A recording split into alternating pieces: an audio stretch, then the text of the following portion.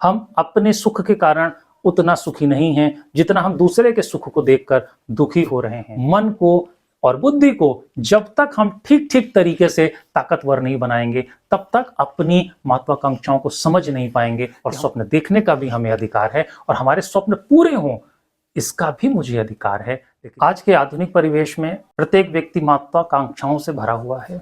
आज का आधुनिक समय जिसमें लोगों का शारीरिक श्रम कम है और मानसिक श्रम बहुत ज्यादा है। हम अपने शारीरिक श्रम से बच चुके हैं, हम पूरी तरीके से मानसिक श्रम पर आ गए हैं। हम अपने चलने फिरने में वाहनों का, कई तरीके के संसाधनों का प्रयोग करते हैं। हम लोग बहुत सारे काम मशीनरी सिस्टम से करते हैं जिससे हमारा मानसिक श्रम तो बढ़ रहा है लेकिन शारीरिक श्रम घट रहा है। मानसिक श्रम जैसे जैसे बढ़ता जा रहा है वैसे वैसे हमारी महत्वाकांक्षाएं भी बढ़ती जा रही हैं। आज के आधुनिक परिवेश में एक दूसरे को देख देख कर जो जानकारियां एक दूसरे तक पहुंच रही हैं वह भी हमको मानसिक रूप से पीड़ित करने में आज की चकाचौंध भरी जिंदगी बहुत परेशान कर रही है। हम अपने सुख के कारण उतना सुखी नहीं हैं जितना हम दूसरे के सुख को देखकर दुखी हो रहे हैं। और आज प्रत्येक आयु वर्ग का व्यक्ति अपने भीतर अनगिनत व्यर्थ की लालसाओं को पाल कर जी रहा है। उसने कभी ये सोचा ही नहीं कि ये मैं कुछ कर भी सकता हूँ, ये मेरे बस का भी है कि नहीं है। बस वो सोचकर और अपनी कल्पनाएं बनाकर जी रहा है। आधुनिक समय में बच्चे भी एक व्यर्थ की कल्पनाओं का जीवन बना करके उसमें जीते हैं। और ऐसे चलते हुए इस युग में जहां हम देखा देखी व्यर्थ की प्रतिस्पर्धा में शामिल हैं, हम उस प्रतिस्पर्धा का हिस्सा नहीं हैं, लेकिन देखा देखी और ये जो सारे विषय और प्रपंच फैले हैं इससे हमने अपने आप को उन व्यवस्थाओं का हिस्सा बना लिया है। उन उपयोगी वस्तुओं को जो हमारे लिए शायद उपयोगी ना हो, दूसरे के लिए वो महत्व रखती हों, लेकिन हमने उसको अपने संकल्प में सोच के रखा हुआ है। ऐसी बहुत सारी व्यवस्थाएं हम अपने मन के तल पर देखते हैं और ऐसी अभिलाषाएं और आकांक्षाओं से हमने अपने मन को बहुत भर दिया है। ऐसी स्थिति में हम अपने को मानसिक तल पर कमजोर कर बैठे हैं और आज के समय में आप देखेंगे कि दिन प्रतिदिन मानसिक समस्याएं बढ़ती जा रही हैं। मानसिक समस्याओं के बढ़ने का कारण यही कूड़ा करकट है जो हमने अपने भीतर पाल रखा है कि जो चीज हमारी क्षमताओं से बहुत दूर है, जिसका हमसे सीधा कोई लेना देना भी नहीं है, उसको भी हम अपना ख्वाब बना करके बैठे हुए हैं।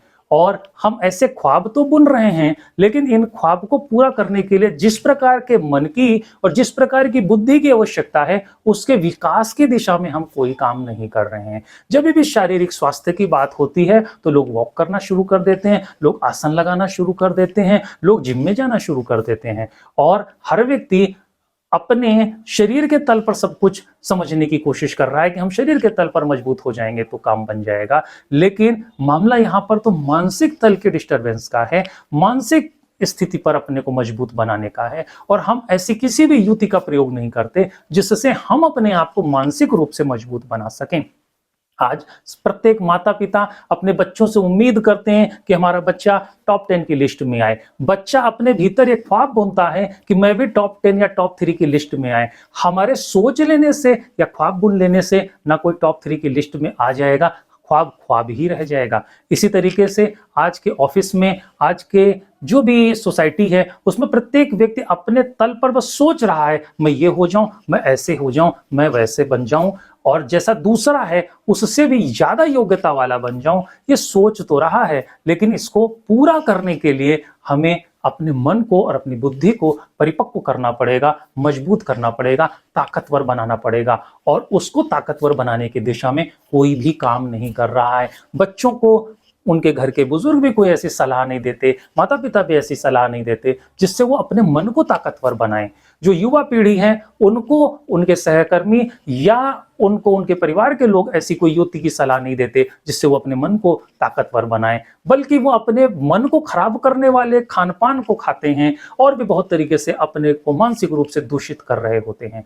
मन को और बुद्धि को जब तक हम ठीक ठीक तरीके से ताकतवर नहीं बनाएंगे, तब तक अपनी महत्वाकांक्षाओं को समझ नहीं पाएंगे कि हम गलत सोच रहे हैं कि हम सही सोच रहे हैं। और हम सही जब सोचेंगे तभी हम सही दिशा में चल पाएंगे, और सही सोचकर सही दिशा में चलकर सही उपलब्धि को हम प्राप्त कर पाएंगे। इन सारी स्थितियों के लिए हमको योग की शरण में आने की आवश्यकता होगी, और बहुत सी योगिक विधियां हैं जिनका सहारा लेकर के हम अपने मन को और बुद्धि को पुष्ट कर सकते हैं। और आप सब एक युक्ति को बहुत अच्छे से जानते होंगे कि हम ध्यान के द्वारा अपने मन को और अपनी बुद्धि को ताकतवर बना सकते हैं, अपनी बुद्धि को शक्तिशाली कर सकते हैं और अपने लिए उपयोगी कर सकते हैं।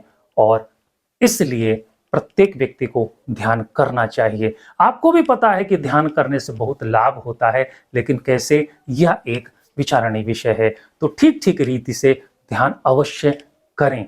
और ध्यान के संबंध में एक जानकारी देता हूं, आप जिस भी आयु के हैं, यदि आप उतने मिनट 24 घंटे में एक बार पूरा बैठकर ध्यान का अगर अभ्यास करेंगे तो निश्चित आपकी आयु के अनुसार आपकी बुद्धि और आपका मन परिपक्व होता रहेगा और आप कभी जीवन में नहीं हारेंगे। उदाहरण के तौर पर समझ लें, यदि आपकी उम्र 25 साल है तो आपको 26 मिनट का ध्यान करना चाहिए और 26 मिनट ठीक ठीक बैठना चाहिए। 1 मिनट मैंने एक्स्ट्रा लिया है क्योंकि बैठने की तैयारी में 1 मिनट मैंने दिए हैं। आप 26 मिनट, अगर पूरे आप 25 साल के हैं, 26वें साल में चल रहे हैं, 26 मिनट ध्यान करेंगे।